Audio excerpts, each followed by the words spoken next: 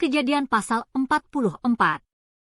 Sesudah itu diperintahkannyalah kepada kepala rumahnya, isilah karung orang-orang itu dengan gandum, seberapa yang dapat dibawa mereka, dan letakkanlah uang masing-masing di dalam mulut karungnya.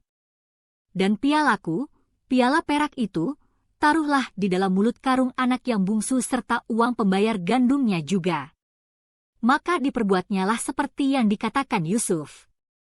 Ketika paginya hari terang tanah, orang melepas mereka beserta keledai mereka.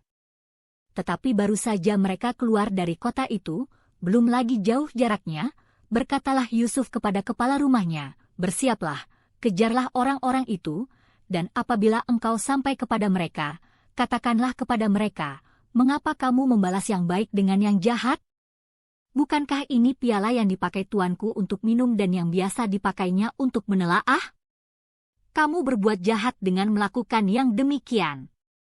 Ketika sampai kepada mereka, dibeриtakannyalah kepada mereka perkataan Yusuf itu. Jawab mereka kepadanya, "Mengapa tuanku mengatakan perkataan yang demikian? Jauhlah daripada hamba-hambamu ini untuk berbuat begitu. Bukankah uang yang kami dapati di dalam mulut karung kami telah kami bawa kembali kepadamu dari tanah Kanaan? Masakan kami mencuri emas atau perak dari rumah tuanmu? Pada siapa dari hamba-hambamu ini kedapatan piala itu, biarlah ia mati, juga kami ini akan menjadi budak tuanku." Sesudah itu berkatalah ia, "Ya, usulmu itu baik, tetapi pada siapa kedapatan piala itu, hanya dialah yang akan menjadi budakku dan kamu yang lain itu akan bebas dari salah." Lalu segeralah mereka masing-masing menurunkan karungnya ke tanah dan masing-masing membuka karungnya. Dan kepala rumah itu memeriksanya dengan teliti, ia mulai dengan yang sulung sampai kepada yang bungsu, maka kedapatanlah piala itu dalam karung Benyamin.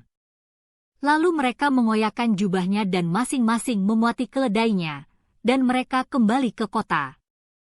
Ketika Yehuda dan saudara-saudaranya sampai ke dalam rumah Yusuf, Yusuf masih ada di situ, sujudlah mereka sampai ke tanah di depannya. Berkatalah Yusuf kepada mereka, "Perbuatan apakah yang kamu lakukan ini? Tidakkah kamu tahu bahwa seorang yang seperti aku ini pasti dapat menelaah?" Sesudah itu berkatalah Yehuda, "Apakah yang akan kami katakan kepada tuanku? Apakah yang akan kami jawab? Dan dengan apakah kami akan membenarkan diri kami? Allah telah memperlihatkan kesalahan hamba-hambamu ini. Maka kami ini, budak tuankulah kami, baik kami maupun orang pada siapa kedapatan piala itu." Tetapi jawabnya, "Jauhlah daripadaku untuk berbuat demikian. Pada siapa kedapatan piala itu, dialah yang akan menjadi budakku.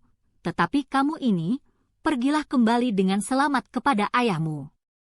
Lalu tampillah Yehuda mendekatinya dan berkata, "Mohon bicara tuanku, izinkanlah kiranya hambamu ini mengucapkan sepatah kata kepada tuanku dan janganlah kiranya bangkit amarahmu terhadap hambamu ini, sebab tuanku adalah seperti Fir'aun sendiri. Tuanku telah bertanya kepada hamba-hambanya ini, masih adakah ayah atau saudara kamu? Dan kami menjawab tuanku, kami masih mempunyai ayah yang tua dan masih ada anaknya yang muda, yang lahir pada masa tuanya, kakaknya telah mati, hanya dia sendirilah yang tinggal dari mereka yang seibu, sebab itu ayahnya sangat mengasihi dia. Lalu tuanku berkata kepada hamba-hambamu ini, bawalah dia kemari kepadaku, supaya mataku memandang dia. Tetapi jawab kami kepada tuanku, anak itu tidak dapat meninggalkan ayahnya, sebab jika ia meninggalkan ayahnya, tentulah ayah ini mati. Kemudian tuanku berkata kepada hamba-hambamu ini, jika adikmu yang bungsu itu tidak datang kemari bersama-sama dengan kamu, kamu tidak boleh melihat mukaku lagi. Setelah kami kembali kepada hambamu, ayahku, maka kami memberitahukan kepadanya perkataan tuanku itu. Kemudian ayah kami berkata, kembalilah kamu membeli sedikit bahan makanan bagi kita. Tetapi jawab kami tidak dapat pergi ke sana.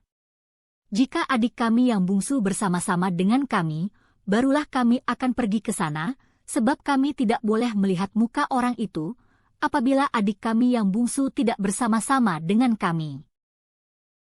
Kemudian berkatalah hambamu, ayahku, kepada kami, kamu tahu bahwa istriku telah melahirkan 2 orang anak bagiku. Yang seorang telah pergi daripadaku, dan aku telah berkata, tentulah ia diterkam oleh binatang buas, dan sampai sekarang aku tidak melihat dia kembali. Jika anak ini kamu ambil pula daripadaku, dan ia ditimpa kecelakaan, maka tentulah kamu akan menyebabkan aku yang ubanan ini turun ke dunia orang mati karena nasib celaka. Maka sekarang, apabila aku datang kepada hambamu, ayahku, dan tidak ada bersama-sama dengan kami anak itu, padahal ayahku tidak dapat hidup tanpa dia. Tentulah akan terjadi, apabila dilihatnya anak itu tidak ada, bahwa ia akan mati, dan hamba-hambamu ini akan menyebabkan hambamu, ayah kami yang ubanan itu, turun ke dunia orang mati karena duka cita. Tetapi hambamu ini telah menanggung anak itu terhadap ayahku dengan perkataan, jika aku tidak membawanya kembali kepada bapa, maka akulah yang berdosa kepada bapa untuk selama-lamanya. Oleh sebab itu, baiklah hambamu ini tinggal menjadi budak tuanku menggantikan anak itu, dan biarlah anak itu pulang bersama-sama dengan saudara-saudaranya. Sebab masakan aku pulang kepada ayahku, apabila anak itu tidak bersama-sama dengan aku? Aku tidak akan sanggup melihat nasib celaka yang akan menimpa ayahku.